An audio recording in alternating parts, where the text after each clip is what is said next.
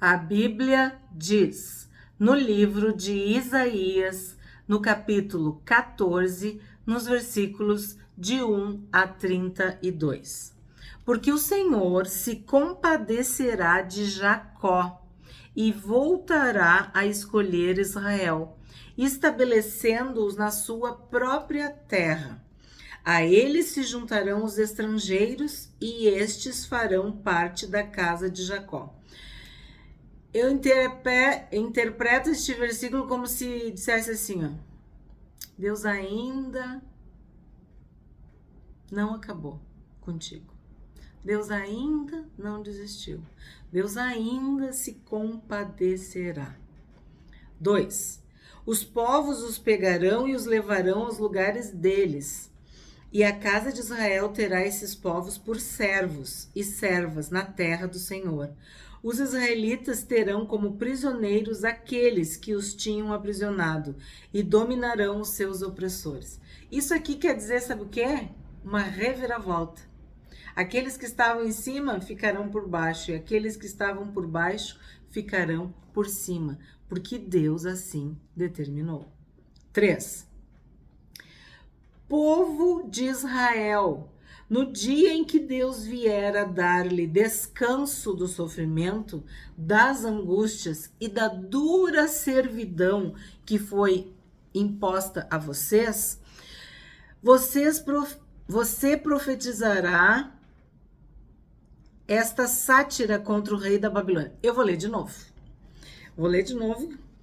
Povo de Israel, no dia em que Deus vier a dar-lhe descanso do sofrimento, das angústias e da dura servidão que lhe foi imposta, você proferirá esta sátira contra o rei da Babilônia. Como cessou o opressor, como acabou a tirania. Deus dará descanso das angústias, da servidão, da escravidão, do cativeiro, da vergonha. Acabou a tirania.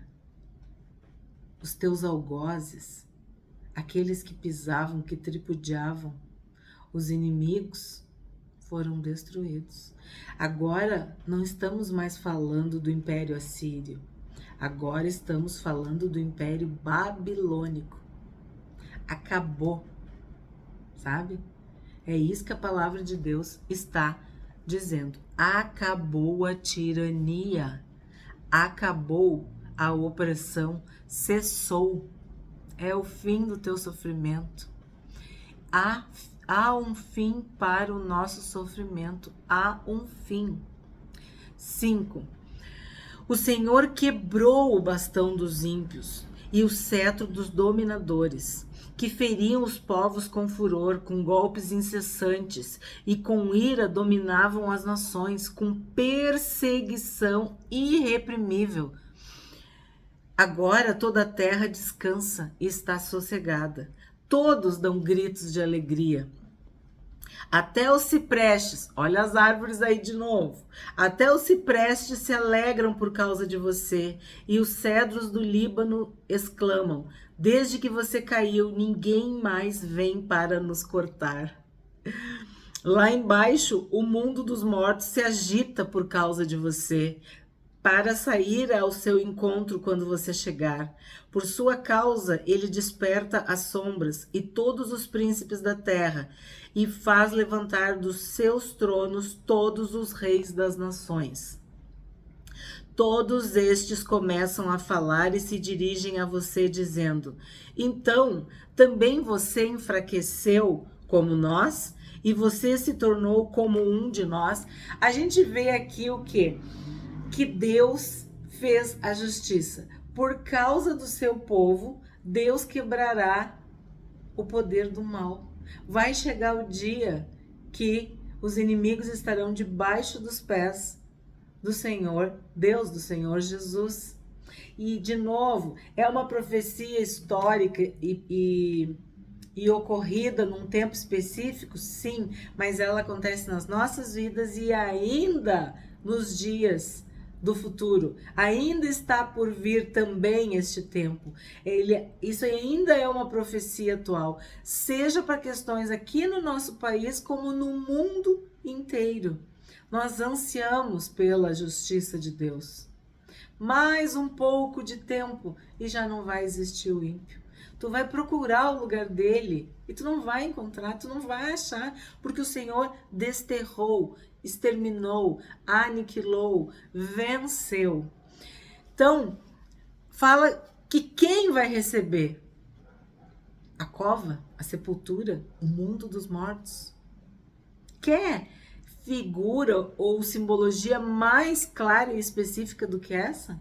Então, a soberba do mal, a soberba do ímpio, fala vamos dizer assim, da destruição, fala do fim deles, do fim do mal. Deus te dará descanso. Eu não sei qual é o mal específico que está te afligindo, mas se tu pensar em toda a maldade humana, todos os valores invertidos, todas as afrontas contra Deus vivo e a sua palavra, se isso dói no teu coração, tu também almeja que esse dia chegue.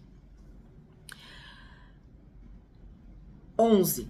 A sua soberba foi jogada no abismo, junto com o som das suas harpas. A sua cama é de larvas e os vermes são a sua coberta. Bom, aqui vai começar um trecho que é muito importante eu explicar para vocês. De novo, é uma profecia histórica que se cumpriu a respeito do Império Babilônico? Sim. Chegou ao auge, chegou ao alto, chegou no máximo. Sabe quando o cara manda, tá acima do bem e do mal? Ele não tem mais para onde ir. Sabe o que acontece? Ele cai, ele desce. Quando tu vê alguém assim, ó, reinando, entre aspas, absoluto, pode saber, ele já tá perto da queda. Porque o orgulho precede a ruína e a soberba precede a queda. Então, o Império Babilônico chegou no auge, chegou no teto, chegou, sabe? Só tinha que fazer o quê? Cair. E aí agora tu vai ver, vou ler para vocês um trecho que é considerado um trecho muito especial e específico sobre a queda de Lúcifer, do anjo, do querubim ungido, de Satanás. Então vamos ler o trecho e depois comentar. Eu vou ler o 11 de novo, tá? A sua soberba foi jogada no abismo, junto com o som das suas harpas. A sua cama é de larvas e os vermes são a sua coberta. Veja como você caiu do céu, ó estrela da manhã, filho da alva. Veja como você foi lançado por terra, você que debilitava as nações.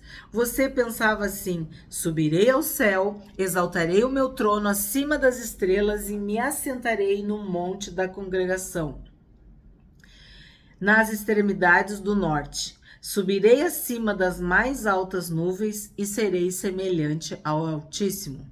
Mas você descerá ao mundo dos mortos, no mais profundo do abismo. Então, aqui fala de alguém muito soberbo, que quis ser igual a Deus. E fala que ele tinha harpa. Sabemos que ele adorava a Deus.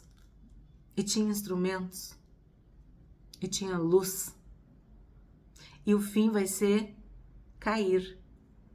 Ser precipitado do céu. E habitar no abismo. Junto com os vermes. Quem caiu do céu? Quem foi expulso do céu? Quem foi precipitado para a terra?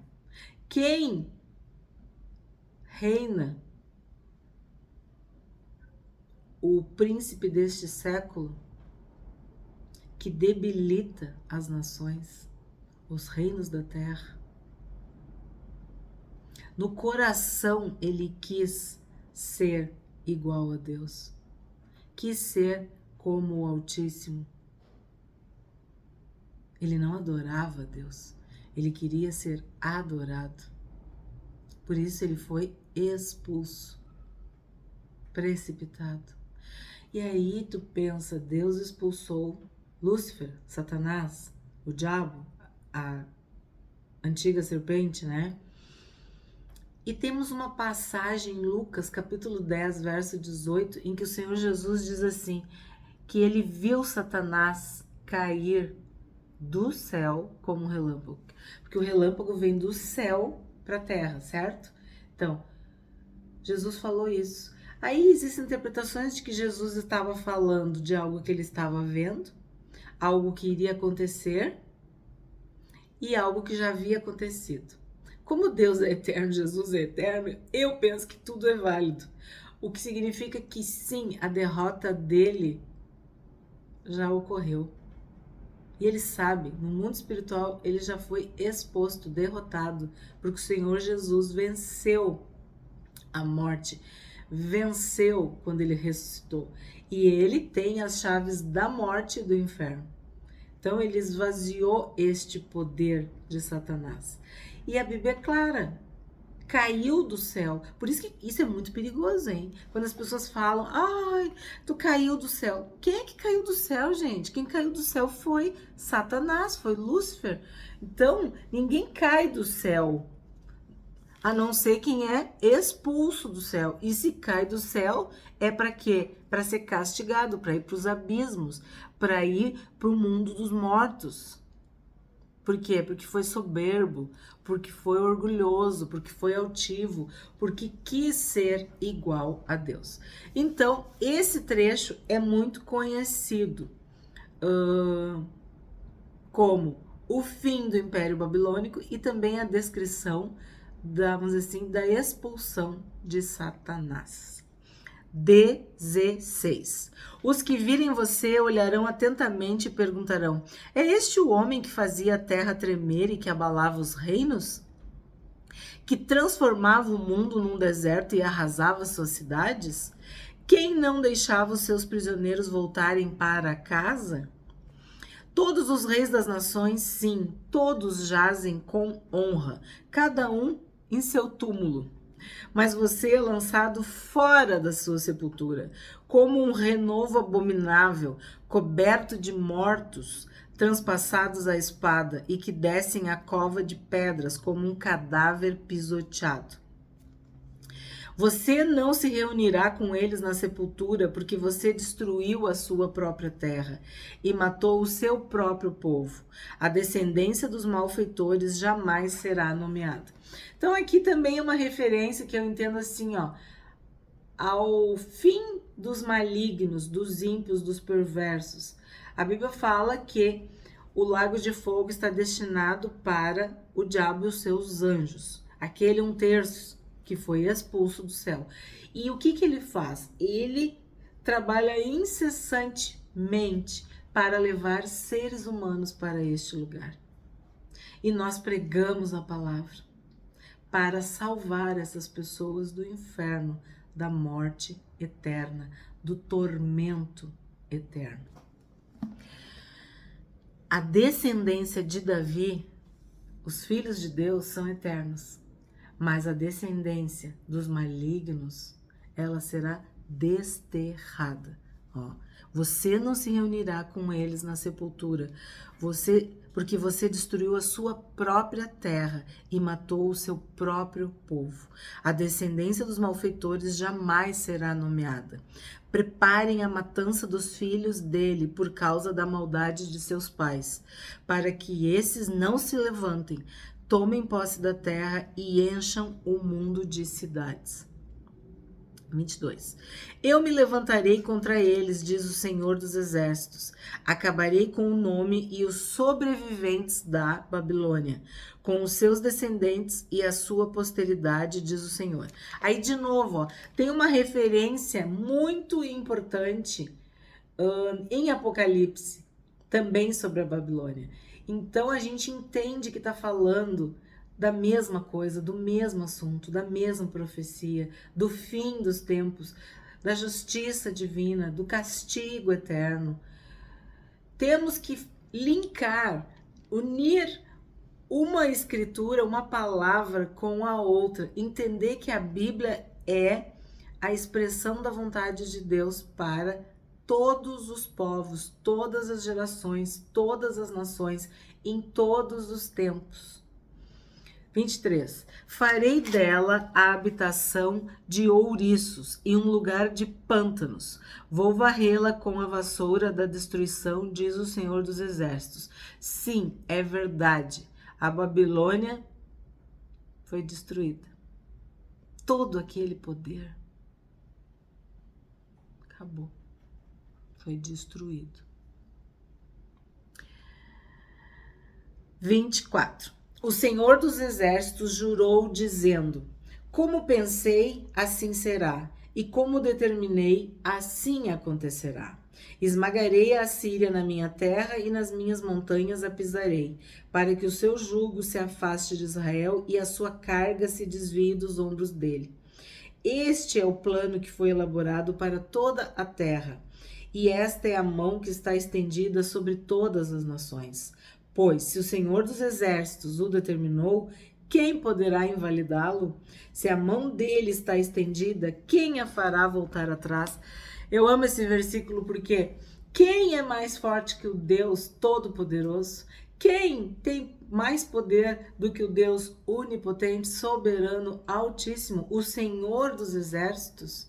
Se Deus determinou, vai acontecer. E sim, sabemos que Deus é um Deus temível, terrível, tremendo, e a ira de Deus, o seu furor consome. Vimos como um fogo. E sim, essa figura da mão estendida seguidamente aparece em Isaías. Significa o quê? Que Deus está agindo. Ele está com a mão estendida. O seu poder, a sua autoridade, como um rei que estendia o cetro para fazer justiça, para que a sua ordem fosse cumprida e estabelecida. Muito sério. 28. No ano em que o rei Acaz morreu, foi pronunciada esta sentença. Não se alegrem todos vocês da Filistia por estar quebrada a vara que os feria. Porque da raiz da cobra sairá uma víbora, e o seu fruto será uma serpente voadora. Os primogênitos dos pobres serão apacentados, e os necessitados se deitarão em segurança. Porém, farei morrer de fome a sua raiz, ó Filistia, e os seus sobreviventes serão mortos. Uive, ó portão, grite, ó cidade. Todos vocês da Filistia tremam de medo, porque do norte vem fumaça e ninguém há que se afaste das suas fileiras. Que resposta se dará então aos mensageiros daquele povo? O Senhor fundou Sião, e nela os aflitos do seu povo encontrarão refúgio. Significa que Deus nos protege, nos guardará até aquele dia. O Senhor dos Exércitos se levantará e fará justiça, justiça ao seu povo. Por mais que as pessoas debochem e digam que Deus os abandonou, não é verdade. Deus nos dará descanso. Deus te dará descanso. O povo de Deus encontrará descanso. O livro de Hebreus fala, há um descanso preparado para o povo de Deus. Mas tu tem que permanecer, perseverar, ficar firme até o fim. O que a gente aprende hoje com este capítulo de Isaías? De que Deus se compadecerá de Israel. Deus se compadecerá do seu povo. Haverá uma reviravolta. Deus fará justiça. Deus dará descanso do seu trabalho, das suas angústias e da dura servidão, de toda dor, de todo sofrimento. Deus nos dará descanso. Deus quebrará a vara dos perversos e o cetro dos dominadores. Deus colocará o soberbo, o arrogante, o perverso, o ímpio, o maligno no seu lugar de castigo, de punição. O Senhor dos Exércitos se levantará contra o mal. Seja o mal personificado, né, na figura de Satanás, seja o mal que as nações, os governos, os principados, as potestades no dia a dia fazem, Deus fará justiça ao seu povo. Deus dará descanso para o seu povo.